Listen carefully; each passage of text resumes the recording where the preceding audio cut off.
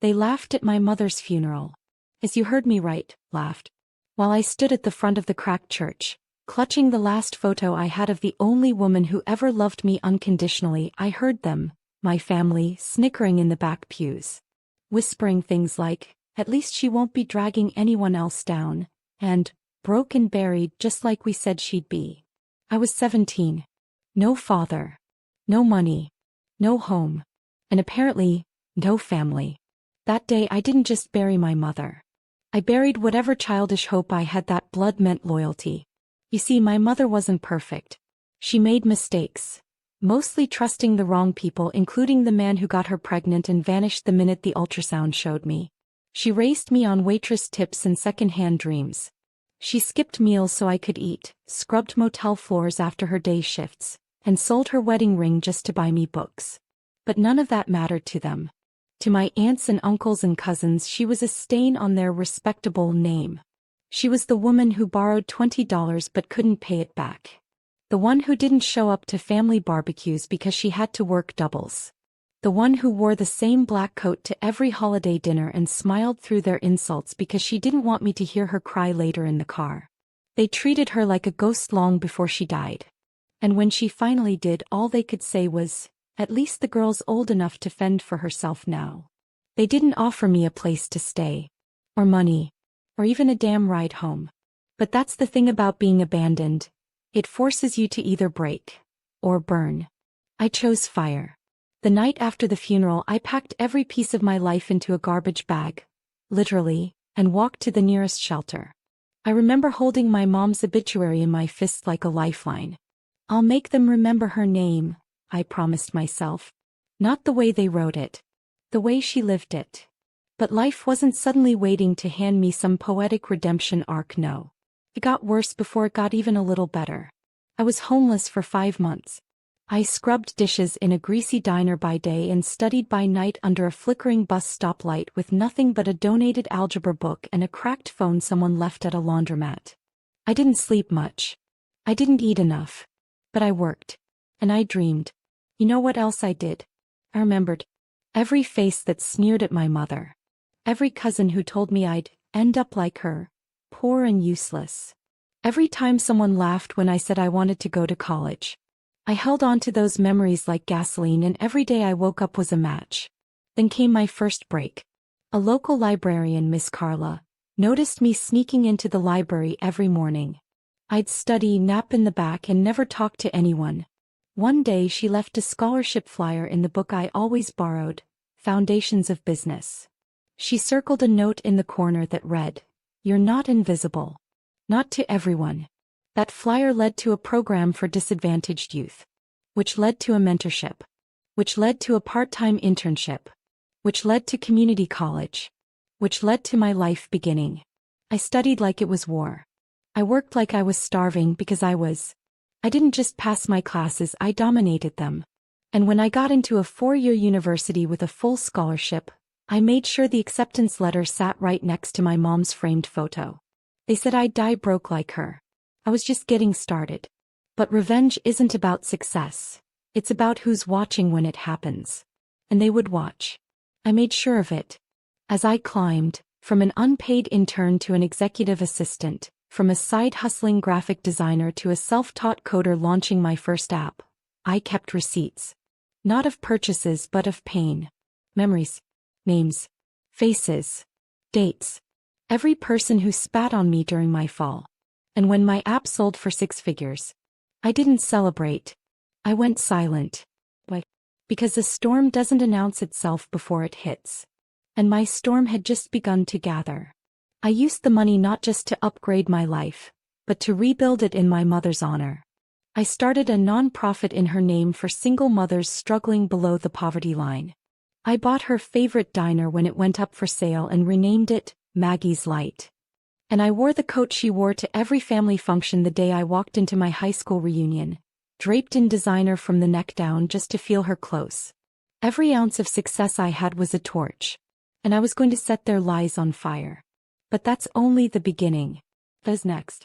I was going back to the same family that discarded me. Not with my hand out, but with the power to destroy their illusions. One truth at a time. The thing about rising from the ashes? You never forget who lit the match. For years I stayed quiet. Worked in the shadows. Hustled in silence. No social media celebrations. No public victories. I wanted them to think I had disappeared. That I had become exactly what they said I'd be. Just another sad footnote like my mother. So imagine their surprise when I reappeared, not as the girl they once mocked, but as the woman funding the very event they all planned to attend. You see, my cousin Danielle, one of the loudest voices at my mother's funeral, ran a charity that hosted an annual scholarship gala. It was a smug little event where the family loved to show off their generosity to underprivileged youth. The same kind of youth they never lifted a finger for in real life. The kind like me. That year the charity faced a financial crisis. Their major donor had pulled out last minute. And with no one else stepping up, they were about to cancel the entire thing. Until an anonymous donor stepped in with full funding, plus enough for 5 new scholarships. Guess who? The day of the gala arrived and I watched from the balcony of the rented venue as they all filed in, draped in borrowed tuxedos and designer knockoffs, pretending to be the elite they'd always wanted to be. The room buzzed with champagne and gossip, and Danielle couldn't stop talking about their mystery savior. "They'll be here tonight," she gushed to the press. "We want to show them our appreciation publicly." Oh, I was ready for my close-up. I waited until the dinner began. Until the stage lights came on. Until Danielle stood at the podium with that same rehearsed charm she used when she once told me, "College isn't for people like you." And then, the host announced me. "Ladies and gentlemen, please welcome the founder of the Maggie L. Foundation, Miss Elise Carter." Silence. Then gasps. I stepped out from the wings wearing the exact same black coat my mother wore every holiday. But this time it was tailored. Lined with silk. Paired with a sapphire brooch that caught every damn spotlight in the room. Danielle's face collapsed. He clapped but slowly. Like her hands were betraying her pride. I took the mic and smiled. "Thank you for this warm welcome. I'm honored to be standing here tonight surrounded by so many familiar faces, some kinder than others." A few people chuckled, unsure if I was joking. I wasn't. "You know," I continued, "when I was 17 I lost my mother. And on the worst night of my life I realized I didn't just lose her. I lost the illusion of family. I became invisible. Wanted. Dismissed. And tonight I'm here not because I want your approval, but because I want something far more powerful." I paused. Let the silence speak. Truth. I watched their smiles slip. "You called her a burden. You called me hopeless. You said we'd both die broke, forgotten, discarded. But here I stand, not just surviving, but thriving. Because of her. Because of what you tried to erase." Some people shifted uncomfortably in their seats. Others wouldn't even meet my eyes. I've rebuilt my life brick by brick, tear by tear. I've turned my pain into purpose.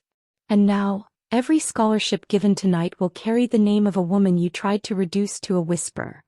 Maggie Louise Carter. My mother. The crowd erupted into applause, but the family? They sat stiff, tight-lipped, like they were choking on their own bitterness. And then I dropped the final blow. Oh, and one more thing. Starting next month, the Maggie L. Foundation will no longer be just a donor to this event. We're acquiring full rights to the charity itself. It'll be rebranded, restructured, and no longer run by people who think poverty is a personality flaw. Danielle froze. I smiled straight at her. "You're welcome to reapply for a position, if you're willing to intern." The gasps this time were delicious. I stepped off the stage, handed the mic to the stunned host, and walked right through the crowd that once looked through me like I was furniture. They didn't see me then. They'd never forget me now. But that night wasn't the end. Because real revenge doesn't just come from reclaiming what was stolen. It comes from making sure the people who laughed at your fall have to applaud your rise, with no choice but to choke on every bitter word they ever spoke. And I wasn't done collecting applause. Not yet. The next morning my inbox exploded. Emails. Messages. Voicemails. Even a few pathetic friend requests from the same cousins who once laughed behind my back. Suddenly, everyone wanted to reconnect. To catch up. to talk things through. Isn't it funny how people who called you trash will start calling you cousin again the moment you start shining? I didn't reply. Instead, I forwarded every message to my assistant with a single instruction. Thank them for reaching out. Inform them I'm currently unavailable indefinitely. It wasn't about being cruel. It was about finally having boundaries. Boundaries no one had respected when I was grieving a dead mother and an evaporated future. Because let's be honest, these weren't real apologies. They weren't sorry for what they did. They were sorry they got caught. Sorry they missed their chance to attach themselves to the version of me they never saw coming. No. They were scrambling to rewrite history. But I remembered everything. Like how my Aunt Sharon once told me at the dinner table, when I dared to say I wanted to go to college. Sweetheart, some people are meant to dream and some people are meant to clean. Don't embarrass yourself trying to switch lanes. She smiled when she said it. Sipped her wine like it tasted better after crushing a teenage girl's spirit. So imagine her face when she opened her door 2 weeks after the gala and found me standing there. Not with open arms but with a legal notice. I hadn't come to reconcile. I'd come to reclaim. Because after my mother died, Sharon took possession of the last box of her things. Claimed it was junk, and probably better off donated. I was 17. I didn't know any better. And the moment I asked for it back, she pretended like she had no idea what I was talking about. But she did. That box had my mom's journals. Her sketches. Even the blueprint to the small business she never got to launch. That box was all I had left. And I wanted it. So I hired a private investigator. Had him trace everything that left Sharon's house that year. You'd be shocked how little people cover their tracks when they think no one will ever come looking. Turns out she sold most of my mom's things, including that box, to a local vintage dealer. And guess what? The dealer still had it in storage. Said it was too personal to part with. I bought it back. Every single item. And then I brought it to her doorstep. Not to give it to her but to show her I knew. This belongs to me, I said, holding the worn leather notebook my mother used for her dreams. Sharon blinked, swallowed, and tried to laugh it off. I always meant to return that. You know, things just got busy. Right? I said coldly. You were too busy selling her memory for pocket change. She reached out to touch my arm. I stepped back. You don't get to touch me anymore, I whispered. You had your chance to be family. You chose to be a thief. And just like that, I turned around, got in my car, and left her standing in her doorway like a ghost of the past. But I wasn't done resurrecting ghosts. Because the worst betrayal didn't come from a cousin or an aunt. It came from my own brother. David. The golden boy. The one who stayed quiet while the rest of the family dismantled what little was left of our world. He didn't defend me. He didn't even come to the hospital when Mom was dying. Said he had work. But when I made my first million, suddenly he remembered I existed. He invited me to his wedding. Sent a formal invite, gold-trimmed, embossed like a bribe wrapped in calligraphy. I RSVP'd yes. Not because I wanted to celebrate him, but because I wanted him to see. See the woman he ignored. See the girl he left behind when he walked out and never looked back. See what strength looked like when it wasn't handed to you but built from scratch. I showed up alone. Wearing a custom dress sewn from the fabric of one of my mom's old skirts. Repurposed into something beautiful. Just like me. David was speechless when he saw me. Whoa. Elise. You look like someone you don't deserve to know? I said, smiling. Yeah. I get that a lot. The wedding was fine. Pretty. Predictable. Just like him. But at the reception, when it was time for the toasts, I stood up. By invitation, mind you, and spoke. To the bride and groom, I said, raising my glass. May your marriage be filled with honesty, loyalty, and presence.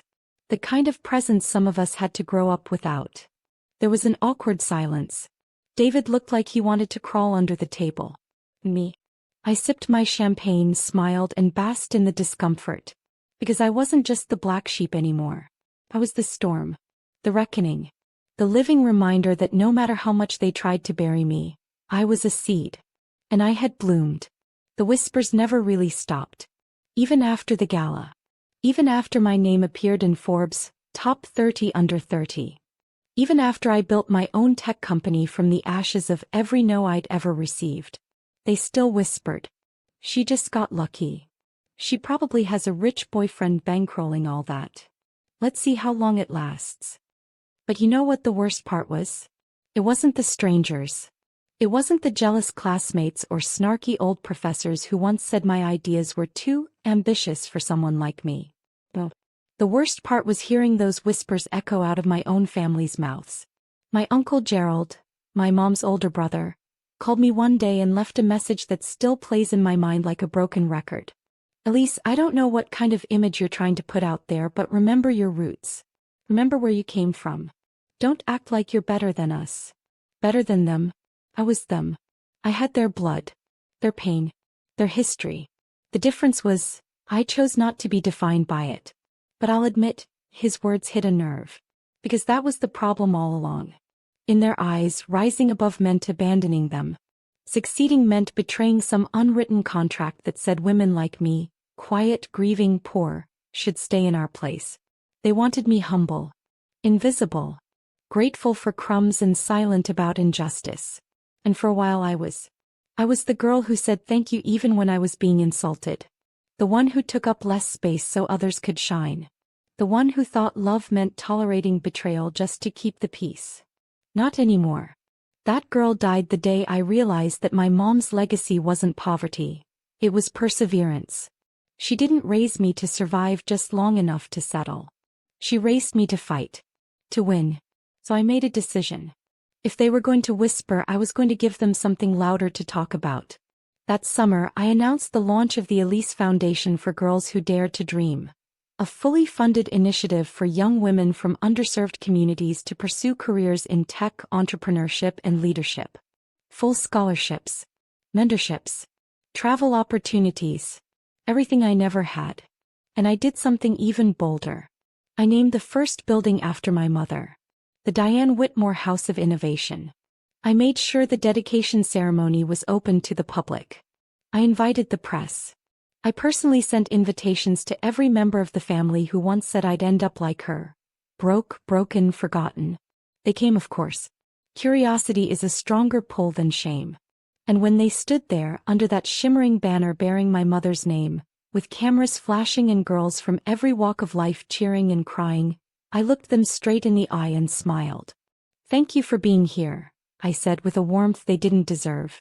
I know my mother would have been proud to see how far we've come. I saw Aunt Sharon's jaw tighten. Uncle Gerald cleared his throat like the words he should have said decades ago were lodged there now, too heavy to come out. And David? My brother stood at the edge of the crowd, his new wife holding his hand like she knew if she let go, he might disappear. Good. Let him disappear. Let all of them feel what it's like to watch something beautiful bloom from soil they spat on. That day I wasn't just honoring my mother. I was resurrecting her.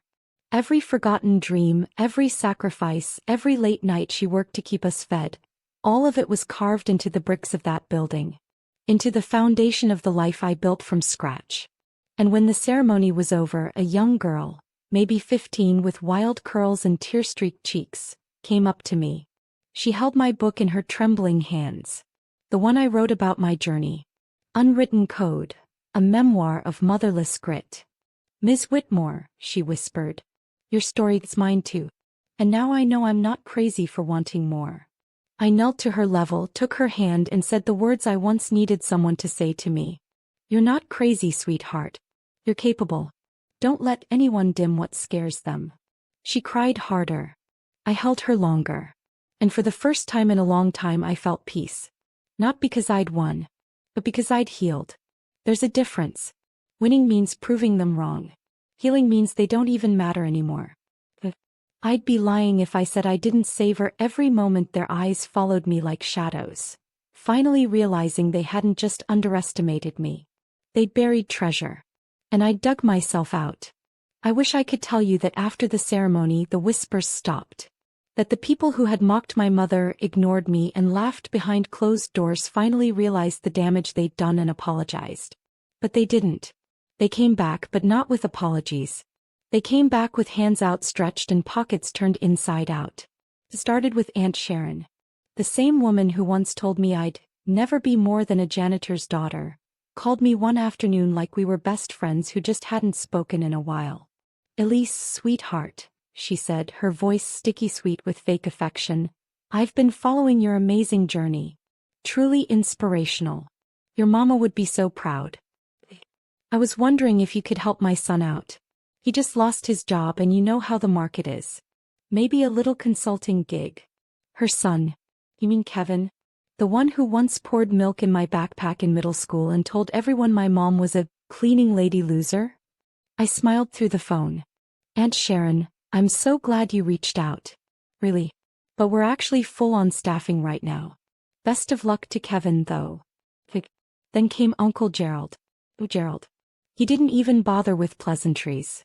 Just emailed my assistant directly, attaching his resume. "Yes, really," and a casual note about looking for new opportunities in leadership. This man once laughed out loud when I told him at 15 that I wanted to run my own company someday. He'd scoffed. "Girl, you don't even know how to balance a checkbook." I didn't reply to his email. I didn't have to. My silence said everything. And then, there was David. My brother. I used to wonder if there was anything left of the boy who once pushed me on the swings and wiped my tears the day Dad died. But if there was, it drowned the moment he let Mom sign away my inheritance behind my back and didn't say a word. He showed up to my office unannounced. He didn't get past the lobby. My head of security, a no-nonsense woman named Kira who grew up in the same foster system I nearly got lost in, called me. "Elise, there's a David Whitmore here. Says he's your brother." I took a deep breath. "Tell him I don't have one." I heard her smirk. "Copy that." It hurt. I won't lie.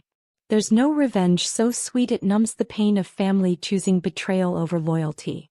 But there is a moment, an awakening, where the grief stops controlling you and starts sharpening you. Where every tear becomes mortar in the walls you build to protect the empire you've earned. That was my moment. And let me tell you something else. Karma. She's quiet but she's thorough. A month after the foundation launched, I got a message from a girl in rural Alabama. Her name was Jaya. 17. First in her family to even think about college. Her mother scrubbed floors for a living just like mine. "I thought people like me didn't get second chances," she wrote. "But you proved that we do. I'm applying for the program. I just wanted to say thank you no matter what happens." I flew her out. Interviewed her myself. And when she told me about how her uncle had tried to take custody of her just to access her late father's death benefits, I felt something cold and fierce twist in my chest. I saw myself. And I gave her a full scholarship on the spot. That night, I sat alone in my penthouse apartment, 37 floors above the city that once chewed me up and spit me out, and cried. Not out of sadness. Out of release. Out of finally knowing I wasn't just healing myself anymore. I was breaking a cycle for dozens of girls just like me. Girls who had been underestimated, overlooked, written off as statistics. Girls who now had a place to start over. In a building with my mother's name carved into its walls. You see, when they said I'd die broke like my mom, they weren't just mocking our poverty. They were mocking our possibility. They were saying we weren't allowed to dream beyond survival. That the best we could hope for was not dying too young, too bitter, or too invisible. But I rewrote that story. Now they sit in silence as I take the stage. They scroll through my interviews, my speeches, my book signings. They watch their daughters apply to my program. They raise their hands when I speak at conferences, hoping I won't recognize them. And maybe, just maybe, they finally realized something. The girl they told to sit down grew wings. And she didn't just fly, she soared. There was a day I used to fantasize about. I'd be on stage. Bright lights, packed auditorium, cameras everywhere, and someone from my past would be in the crowd. Maybe Aunt Sharon, lips tight with shame. Or Uncle Gerald, slouched in the back row, hoping I wouldn't recognize the sag of his shoulders. Maybe David, arms crossed, still pretending he didn't betray me. And I'd point right at them. I'd say their names. I'd drag them into the spotlight like they once dragged my dignity through the mud. But when the day actually came, something unexpected happened. I didn't think about them at all. Because the girl I used to be, tired, broke, unseen, was standing backstage holding my hand. She was still there, still with me. And she was smiling. I was delivering the keynote at a National Women's Leadership Summit. 4,000 people in the audience. My name projected on the screen behind me. A documentary crew filming the whole thing.